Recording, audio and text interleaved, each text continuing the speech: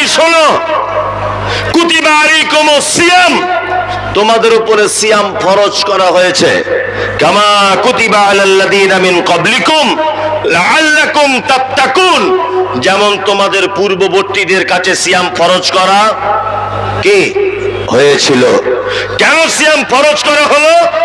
লাআল্লাকুম তাত্তাকুন, আল্লাহর প্রতি ভয় এইটা যেন জন্ম হয়, এইটা যেন সৃষ্টি হয়, এই কারণে তোমাদের জন্য সিয়াম ফরজ করা হয়েছে। তাহলে সিয়াম ফরজ করা হয়েছে কেন? বাবা ওইটা আবার এমন করছে, এ ভাই তুমি ওরকম করো না, লোক সব ওইদিকে দেখছে, ওরা তো কোনোদিন দেখিনি, সব ওইদিকে দেখছে। হ্যাঁ, আপনি আমার দিকে ফিরে ওদিক কি দেখছেন? ও কি বক্তব্য দিচ্ছে নাকি? আপনি আমার দিকে ফিরুন।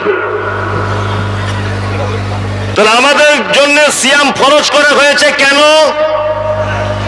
কেন? ওই যে ওদিক থেকে গেছেন, সব ভুলে গেছেন। আর শয়তানও তো চাইছে তাই।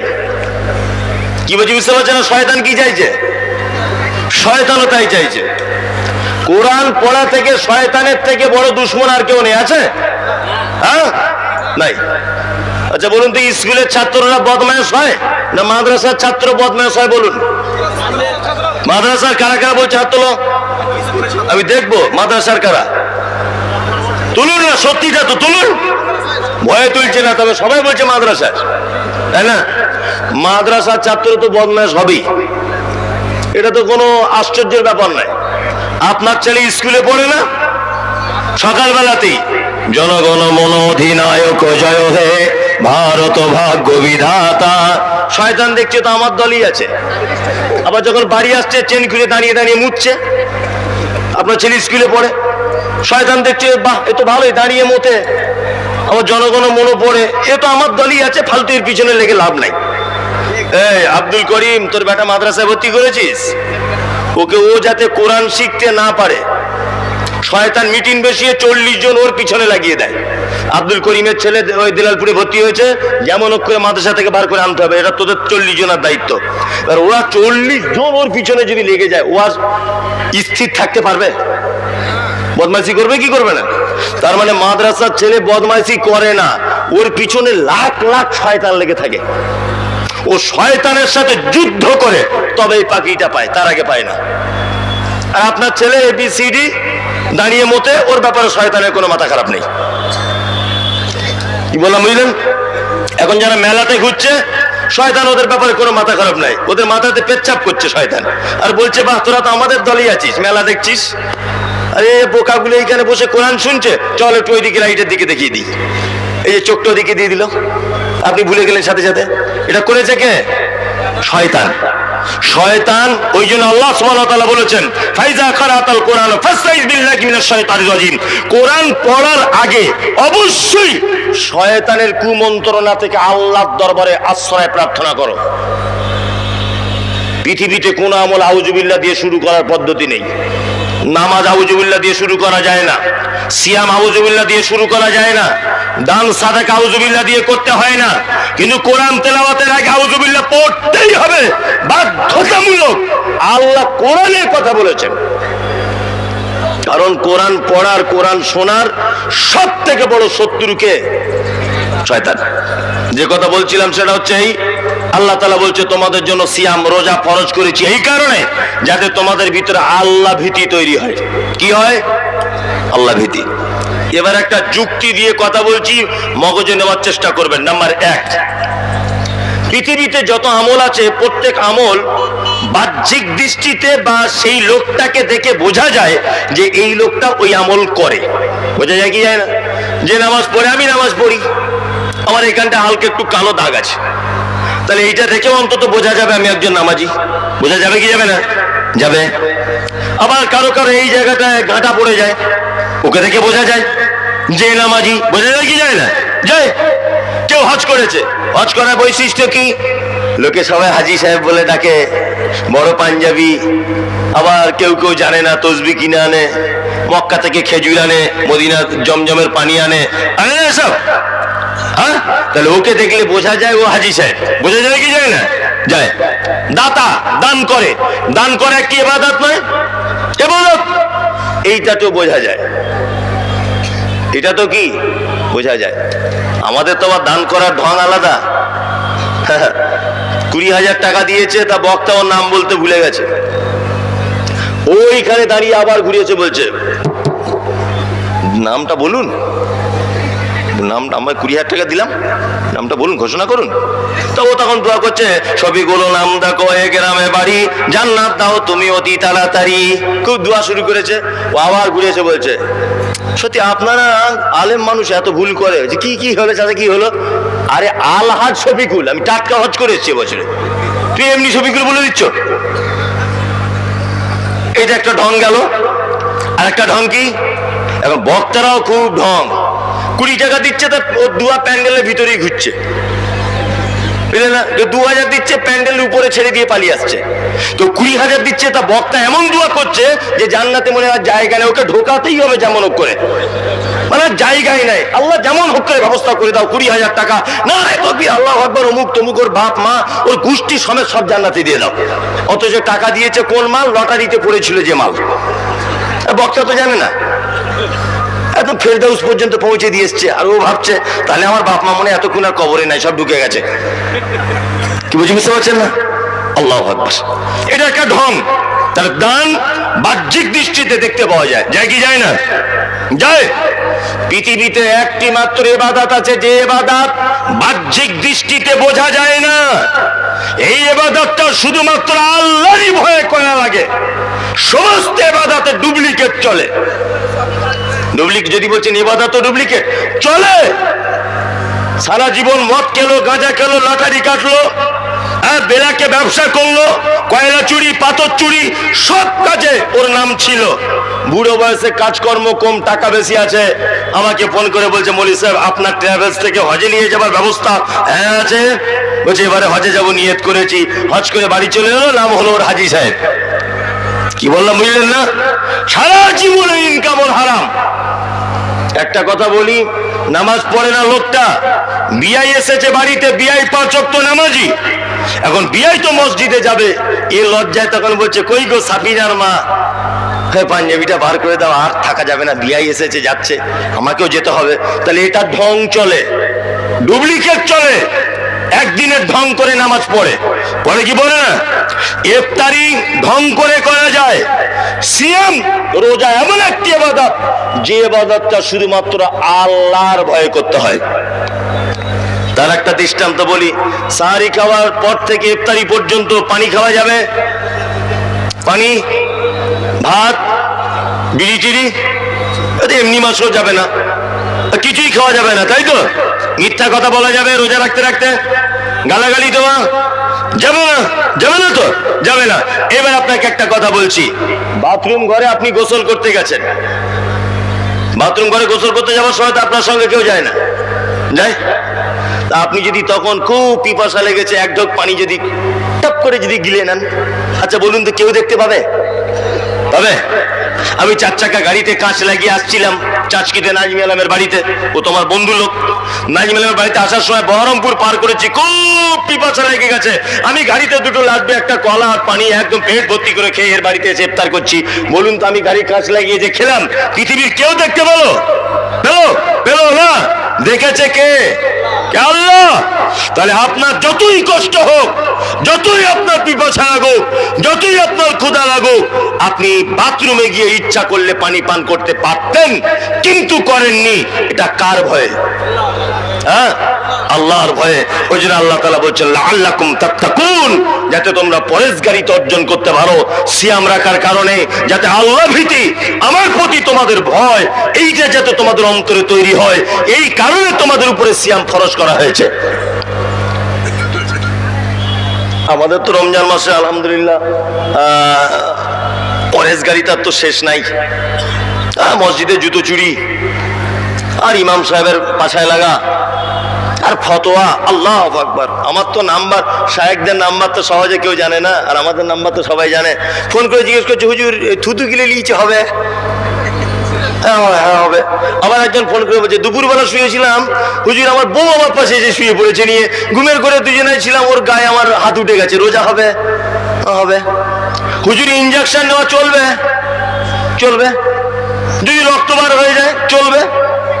যদি বমি হয় অনিচ্ছাকৃত হালকা একটু, অসুবিধা নাই, চলবে। রমজান মাসে সব পরেজগার মানুষদের আবির্ভাব হয়, আর ঈদের দিন যেদিন চাঁদ ওঠে সেই দিন পাকুর সিনেমা হলের আগে থেকে টিকিট বুকিং করে অনলাইনে, ঈদের দিন যেতে হবে, তাই না? মানে বড় পরেজগার লোক এবার সিনেমা হলের প্রথম কাতারে থাকবে। এটা আমাদের বাস্তব চিত্র না অবাস্তব? বাস্তব না? বাস্তব। রমজান মাসে মানুষ কত ইবাদত, আল্লাহু আকবার, মানে ওর মুখে আল্লাহ ছাড়া কোনো কথা নাই। আর এইখানে একটা দাঁতন, এইখানে একটা দাঁতন, মানে ঢঙের শেষ নাই। আপেল, বেদানা, আঙ্গুর, মানে পাঞ্জাবি খোলে না, অটোমেটিক শর্মা, আতর, মানে একদম আল্লাহর ওলি আব্দুল কাদের জেলানি। যে ঈদের নামাজ শেষ, যে শয়তান সেই শয়তানই আছে, পরিবর্তন নাই। আছে না? নেই, কোন পরিবর্তন নেই, ব্যতিক্রম ইল্লা মাশাআল্লাহ, 2-4টে লোক আছে তারা পরিবর্তন হয়, তবে আবার ব্যাটারি চার্জের মতো। যেমন একদিন চার্জ দিলে 20 দিন পরে আবার চার্জ দিতে হয়। রমজানের পরেও দেখবেন 1 সপ্তাহ মসজিদে ভিড় হয়, তারপরে আর হয় না। হয় না, তারপরেও কাজে ব্যস্ত হয়ে যায়। তাহলে এতক্ষণ পর্যন্ত নফল সিয়াম, ফরজ সিয়াম সম্পর্কে বললাম, তাই না? এইবার আপনাদেরকে নফল সাদাকার ব্যাপারে কয়েকটা চমৎকার হাদিস এবং কোরআনের আয়াত বলে দিই। এক, আচ্ছা, কিছু দান আছে যে দান বা সাদাকাটা ফরজ, সেটা কি? যাকাতুল ফিত্র। এটা কি বাধ্যতামূলক। আর আপনার সংসার চালানোর পরে যে টাকাটা জমে গেছে 2-4 লাখ টাকা বাৎসরিক, তার 2.5% আপনাকে যাকাত দিতে হবে। এটা সুন্নত না ফরজ? হ্যাঁ, ফরজ, এটা দিতেই হবে, তাই না? নাম্বার 2, আর একটা দান আছে যেটা নফল বা সুন্নত। সেটা কি? সংসার চালানোর পরে, ইলেকট্রিক বিল দেওয়ার পরে, স্কুলে বাচ্চার বেতন দেওয়ার পরে, স্ত্রীর শাড়ি জামা কাপড় কিনে দেওয়ার পরে 500 টাকা আপনার কাছে আছে। এই 500 টাকা থেকে 20টা টাকা দিলালপুর মাদ্রাসায় দিলেন, এটার নাম নফল সাদাকা বা নফল দান। আচ্ছা, সাদাকার দান এক না আলাদা? বলুন, না জানা থাকলে বলুন, জানা থাকলে বলুন। আলাদা, তাই তো? হ্যাঁ, মানে এটা আসলে আমাদের কেউ বলেনি না কি জানি না। আরবিতে বলে সাদাকা, বাংলায় বলে দান। যার নাম লাউ তারই নাম কদু। কি বলছি বুঝতে পারছেন? যার নাম সাদাকা তার নাম কি? দান। এবার একটা কথা আপনাদেরকে আরো বলি, এই নফল দান বা নফল সাদাকার আবার 2টো ভাগে বিভক্ত। এক, আপনি ডাক বাংলা হোটেলে ভাত খাচ্ছিলেন, হোটেলে ঢোকার সময় দেখছেন একটা মহিলা 2টো বাচ্চা নিয়ে কিছু চাইছে, আমায় কিছু দাও। আপনি ভাত খেয়ে বার হবার সময়তে দেখলেন মহিলাটা আবার আছে, আপনার মনে দয়া হয়ে গেল, বাচ্চা দুটোর আর মহিলাটার হোটেলে ডেকে নিয়ে 1 প্লেট করে বিরিয়ানি খাইয়ে দিলেন। বলুন তো এটা দান কি দান নয়? দান। এই দানটা হচ্ছে সাধারণ দান। কি দান বললাম? সাধারণ দান। আর একটা দান আছে যার নাম সাদাকায়ে জারিয়া, অর্থাৎ যার ধারাবাহিকতা বজায় থাকে, এই রকম দান। মসজিদে কাজ হচ্ছে, 1 কুইন্টাল রড কিনে দিলেন, এর নাম কি? সাদাকায়ে জারিয়া। আমরা সাদকা জারিয়া করি কি করি না? করি, করি। এবার একটা কথা আমি বলবো, শায়েখরা বসে আছেন, ভুল হলে অবশ্যই আপনারা আমাকে নক করবেন। আপনাদের ছাত্রের যোগ্যতা আমার নেই, তারপরেও বলছি, এটা আমার গবেষণা, এটা আমার চিন্তা ভাবনা, এটা আমার খুব বেশি করে ভাবনার কথা আপনাদেরকে বলছি সাদকায়ে জারিয়ার ব্যাপারে।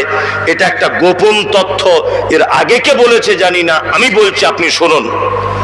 এক, সাদকায়ে জারিয়ার ব্যাপারে আমাদের 2টি জিনিস মাথায় রাখতে হবে। কটি জিনিস? 2টি জিনিস। নাম্বার 1, একটা ছেলের কাছে মারাত্মক পাতলা পায়খানা, 15 বার হয়েছে, 16 বারের মাথা তো মাঠে পায়খানা করতে গেছে, এখন একটা বিষাক্ত সাপ ওর পাছাতে কামড়ে নিয়েছে। পায়খানা করতে করতে আগলা হয়ে বসে আছে লুঙ্গিটা খুলে, আর ওই সময়তে পাছাতে সাপ কামড়ে নিয়েছে। এখনো ছুটে ছুটে বাড়ি এসেছে, ও বাবা রে, মানে খালারে রানি রে, মরে গেলাম মরে গেলাম মরে গেলাম। কি হলো? বলছে সাপে কামড়েছে। এখন আমি ডাক্তার, মমতাজুল ইসলাম আমার ডাক্তার, আমি তা ওর মা আমার কাছে নিয়ে এসছে। আচ্ছা বলুন তো, আমি যদি অরিজিনাল ডাক্তার হই তাহলে পাতলা পায়খানার ওষুধটা আগে দেব না সাপে কাটার ঔষধটা আগে দেবো? কোনটা? সাপে কাটার। পায়খানা আরো দুবার হলে বেঁচে যাবে ও, কিন্তু সাপে কাটারটা দেরি করলে বাঁচবে না। তাহলে আমাদের বুঝতে হবে যে কোন চিকিৎসা আগে করা দরকার, তাই না? এবার আপনাদেরকে বলছি কোন সাদকায়ে জারিয়াটা আপনার করা দরকার, এইটা আপনাকে জেনে নিতে হবে আগে। সারা পশ্চিম বাংলাতে একটা মসজিদ মনে হয় নেই, ঝাড়খণ্ড বিহারের কথা বলতে পারবো না, যে মসজিদে মার্বেল পাথর লাগানো নেই। প্রায় মসজিদে আছে না নেই? আছে। আচ্ছা, এই পাথর লাগিয়ে দিল কে? আপনাদের গ্রামের আব্দুল্লাহ, তাই না? জি। নাম্বার 2, মসজিদের ছাদ ঢালাই হচ্ছিল, আপনি 10 কুইন্টাল রড দিয়েছিলেন, রডটা দিল কে? নাজমে আলম, ওই চাচকির, ও দিয়েছে, ধরে নেন। আচ্ছা বলুন তো, মসজিদটা 100 বছর পরে ভাঙা হবে কি হবে না? হবে? হবে না? ভেঙে আবার নতুন মসজিদ হবে ওই জায়গাতে, হয় কি হয় না? মসজিদ ভেঙে নতুন। তাহলে আপনার ওই রডটা 100 বছর পরে আর খুঁজে পাওয়া যাবে? আপনার ওই মার্বেল পাথরটা থাকবে? থাকবে? থাকবে না। তাহলে আপনার এই সাদকায়ে জারিয়া লংজিভিটি 100 বছর, এর মেয়াদ কত বছর? 100 বছর। এবার আপনাকে বলছি, দিলালপুর মাদ্রাসায় কোরআন শিক্ষার ব্যবস্থা আছে, আব্দুল্লাহপুরে আছে, এদিকে গুমানিতে আছে, আর এদিকে আপনার বারহালুয়া মাদ্রাসাতে আছে। যে সমস্ত মাদ্রাসাগুলোতে কোরআন শিক্ষার ব্যবস্থা আছে, বা আপনার এদিকে ধুলিয়ান বলুন, আরো যে সমস্ত মাদ্রাসায় কি পড়ানো হয়? আল কোরআন, তাই না? আপনি মাদ্রাসায় দান করেছেন 10,000 টাকা, আর ওই 10,000 টাকায় একটা রুম তৈরি করা হয়েছিল। ওই রুমটায় একটা ছেলে পড়াশুনো করে করে করে করে করে করে 2 বছরে কোরআনের হাফেজ হয়ে গেছে। ওই রুমটাতে আপনার 1000 ইট দেওয়া ছিল। কত হাজার? 1000 ইট দেওয়া ছিল। ওই ছেলেটা হাফেজ হলো, ও আর একটা মাদ্রাসায় চাকরি করলো, হাফেজ হলো, আর একটা মাদ্রাসায় সে চাকরি করলো, হাফেজ হলো। এইভাবে কিয়ামত পর্যন্ত যত ছেলে আপনার ওই টাকা খেয়ে হাফেজ হয়েছে, কিয়ামত পর্যন্ত যত ছেলে হাফেজ হবে, প্রত্যেকের কাছ থেকে নেকি কেটে কেটে কেটে কেটে কেটে কেটে কেটে কেটে আপনার অ্যাকাউন্টে ঢুকবে। এর নাম কি? সাদকায়ে জারিয়া। আমি মমতাজুল ইসলাম মনে করি পৃথিবীতে একটা সাদকা করার জায়গা আছে জারিয়া, যার জারিতা কিয়ামত পর্যন্ত পাওয়া যাবে, তার নাম মাদ্রাসা। কে তোমাকে যুক্তি দিল যে 3 লাখ টাকা দিয়ে মসজিদে 4টে এসি কিনে দিতে হবে? কে যুক্তি দিল তোমাকে? মার্বেল পাথর লাগানোর জন্য আমাকে 3 লাখ টাকা দান করতে হবে কেন? শিক্ষা খাতে টাকা ব্যয় করে যে সমস্ত মাদ্রাসাগুলো কোরআন শিক্ষার ব্যবস্থা আছে, টাকা ওইখানে দেন। টিনের মসজিদে নামাজ পড়লে যা নাকি, মাটির মসজিদে নামাজ পড়লে যা নাকি, মার্বেল এসি লাগানো মসজিদে একই নাকি। কি বলছি বুঝতে পারছেন না? কোরআন শিক্ষার যেখানে ব্যবস্থা আছে, টাকা ওখানে সাদকা জারিয়া করবে। যান আপনি দিনাজপুর মাদ্রাসায় গিয়ে 1000 ইট কিনে দিয়ে আসুন, কিয়ামত পর্যন্ত সাদকা জারিয়া নেকি পাবে। কারণ আপনার ওই ছাত্র যে রুমে থেকে কোরআনের হাফেজ হয়েছে, নেকির ভাগ পাবেন আপনি। ও আরো 5টা ছাত্র তৈরি করবে জীবনে, তাদের কাছ থেকে আপনি নেকির ভাগ পাবেন। ও আরো 5টা ছাত্র কি করবে? জোগাড় করবে, তৈরি করবে, তার কাছ থেকে আপনি নেকি পাবেন।